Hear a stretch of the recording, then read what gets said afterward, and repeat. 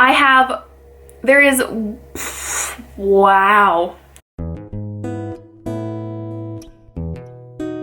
Hi guys, I'm Amy. Welcome back to my channel. Today, I'm going to be doing a video that I'm super excited about because I'm going to be chatting with you guys about some books that I have read in the last year or so that I have just really enjoyed and loved. As you may or may not know, I did not publish or film, for that matter, a 2019 favorites, so this video is kind of replacing that. I don't know that I'm gonna call it that necessarily, but these are books that I've read in the last year or so that I have just loved and have been my favorites of the bunch. So if you guys are interested in hearing about some books that I think everyone should be reading, then go ahead and keep on watching.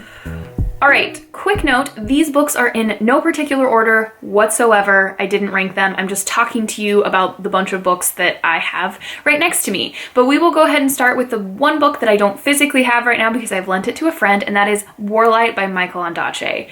I read this for the BookTube Prize and absolutely adored it. From page one, I fell in love with Ondaatje's writing style. I just think it is impeccable. His ability to create characters that are in no way superficial and are completely fleshed out and real was just phenomenal. I so adored this story.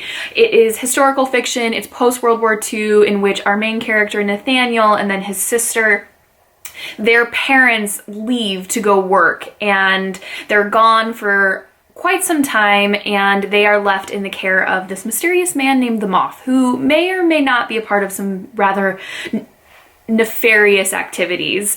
And this is just us following Nathaniel, and it is a truly incredible story. I absolutely adore it. If you like historical fiction, I definitely think this is one that you should give a shot.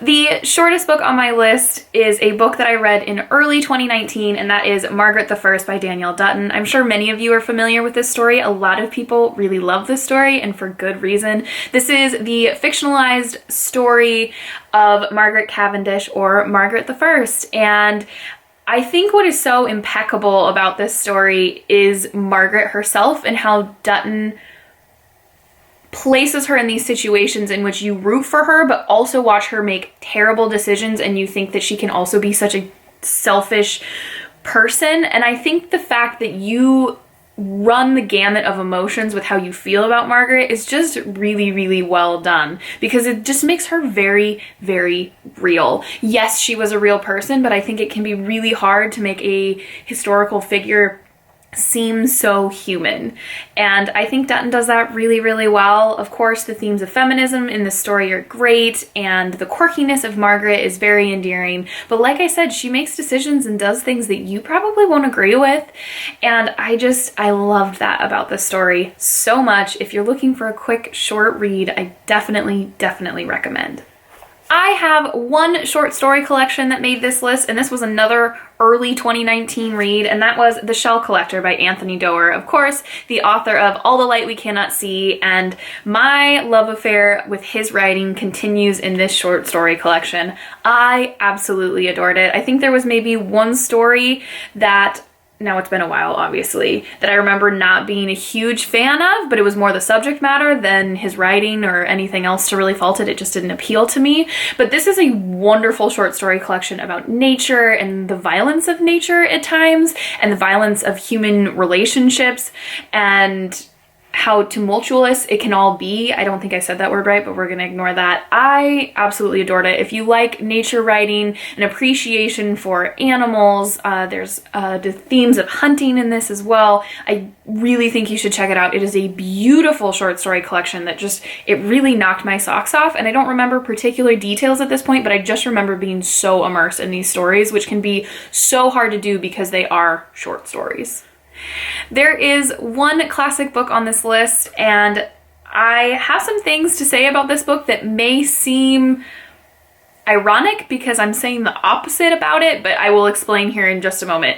But that book is Middlemarch by George Eliot. This was a buddy read with me and Jessica from Jessica Reads Things, and I actually think we started this book in like November of 2018. Yes. And I finished it in February of 2019. So it took us a while to get through it because it is a chunky book, and it can be dense at times. I don't necessarily recommend this book as a great book for beginners to read when thinking about classics. This is not the book for that. But I love how timeless the struggles and the characters are in this book. Just the entire theme of watching these young people try and find their way in the world and where they belong and who they marry and how their marriages end up is just really, really fascinating. And I think it is so incredibly timeless and relevant to what people go through now, today, as we speak.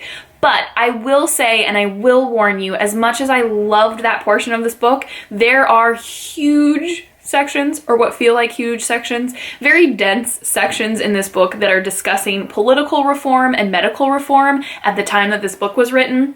That is not at all relevant to our life. So I just want to put that out there, be aware of that, but if you are willing to get through that, the characters and the relationships are fascinating, and it's just really cool to see them just how everybody interacts. I'm having trouble describing this book because it's one of those that you just kind of got to read it to know, but the characters and their relationships, I'm here for all of it. And if you're up for a mammoth of a read, this would be a great one. This next book on my list is a book that I have a hard time describing because it is simultaneously so light and fun, but also heavy and deep that it's kind of difficult to describe. But that book is The Secret Diary of Hendrik Groen, 83 1/4 years old. And there is a little blurb in the back about the author because, of course, Hendrik Groen is a pseudonym. And I just think it perfectly sums up this story and like the tone of the story. And that is, there's not one sentence that's a lie, but not every word is true. And the playfulness of that is throughout this entire book. So in this story, we are following Hendrik Groen. He's 83 1/4 years old. He lives in a retirement community in which he refers to other people as the inmates. And they have very strict rules about like the fact that they are not allowed to cook in their rooms and those type of situations. And it's so incredibly funny, Hendrik's approach to the world. And he and his friends at this retirement community decide to make a club called the Old But Not Dead Club. And that means that they are going to go do things for the first time. Just because they're old doesn't mean they're dead. And the poise with which Hendrik describes aging and getting old is just really, really incredible. But also he deals with the really, really crummy things about getting old. Friends who get sick and health issues in general, and family not visiting and losing people that you care about, and the way that the outside world and society sees elderly people. It's just so good. One page I was crying from laughter, and the next page I was crying from just having my heart broken. So if you're looking for a really, really well-balanced book that will just make you feel really good but also rip your heart out at the same time, read this one. The second one has come out. I have not read it yet. I have every intention to, but this book is just, it's so touching and really well executed in regards to keeping things light but also dealing with tough topics like aging. Check it out. Just do me a favor, check it out, and when you do, come back and talk to me about it because it is just, it's such a little gem. Such a gem. Every time I do a video like this, there always seems to be one book on the list that I read and didn't anticipate liking, or was a book that I just would say, that's not a me kind of book, I don't want to read it. And I read it for book club, or in this case, for the BookTube prize. And for me, that book was Bitter Orange by Claire Fuller. I was not at all interested in this book. Books that have like an undertone or theme of like a thriller or drama or secrets just generally don't appeal to me.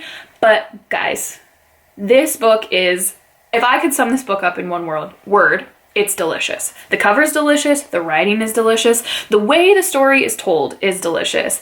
This is the story of a middle-aged woman who recently loses her mother, who she'd been caring for an extended period of time, and spends the summer at this old, dilapidated English manor estate situation in which she has been hired to catalog the gardens. And she lives in this small upstairs room in that manor. And then in the apartment below her is this couple, and their job is to catalog everything inside the house. And this is about their relationship that summer. And we're getting to this time of year where this is the perfect time to read this book, because there's just this undercurrent of tension, and it just slowly builds, and it just keeps you reading. Like, you can't put this book down. From the first page, you're just like drawn in and sucked into this story. And this is one of those stories in which the character is telling their story. So you start at one point and they are looking back at that summer. And I love that anyways. But oh my gosh, this book, like I said, it's delicious. It's delicious. Do yourself a favor and read it if you haven't. It might surprise you, even if it doesn't sound like your thing. It certainly surprised me, but in the best possible way. There's one single book on this list that you could put into the genre of fantasy, and that book is The Mapmakers War by Ronlyn Deming. Ironically enough, when I picked this book up, I was just looking for a short, fun, getaway, fantasy type of read.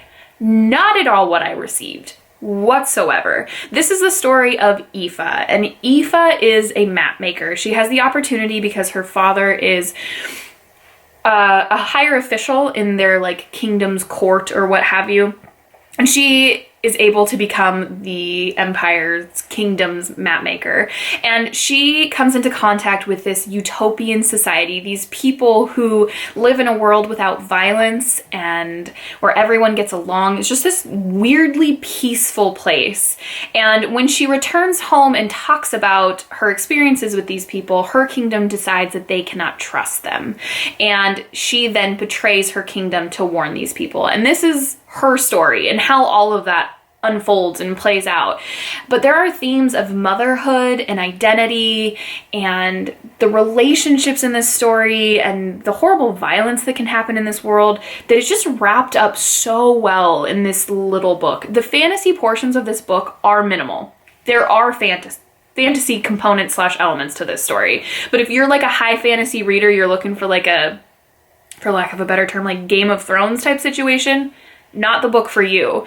But if you like those themes and reading a book that's told in a very different way, check this one out, because this is told in the second person. So Aoife is writing a story to herself. So you walked down the street, you picked up the map, you looked where you were going.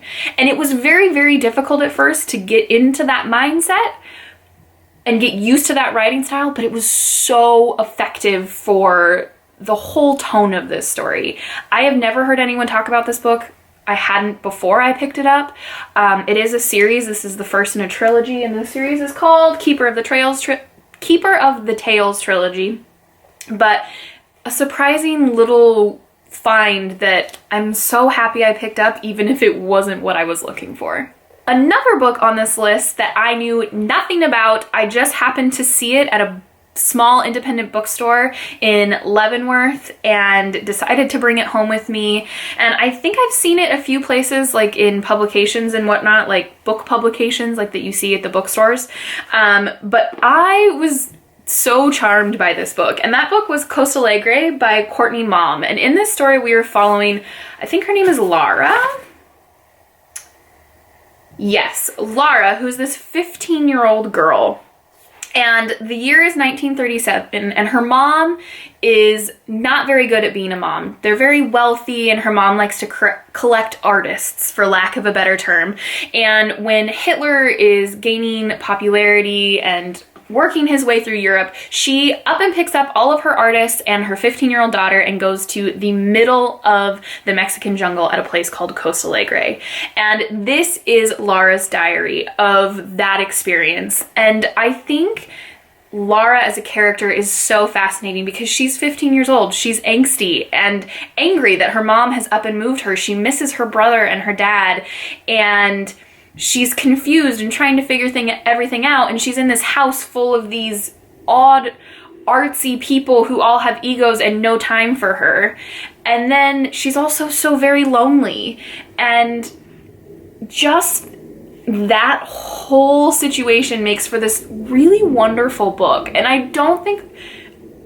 It's been a while since I've read it, like I said, for most of these books, but not a whole lot happens, but it's so interesting, the characters that you come across in this story and how Laura works her way through the situation that she's in. I highly recommend. This is a naked hardback that is freaking gorgeous, and there's some plant speak in this that I really enjoyed because I'm kind of a little bit into houseplants at the moment, and by a little bit I mean a lot, but a wonderful story. Check it out. For sure, check it out. A book that I'm not surprised that I loved, but I'm so happy that I did, is A Gentleman in Moscow by Immortals. My book club read this book, and I had already had a copy when it was selected, so I was very excited to read it. And in this story, we were following the Count. And this story starts in the late 1930s, and he is under house arrest at this hotel across from the Kremlin. And he's not allowed to leave. He's under house arrest. He can't go anywhere.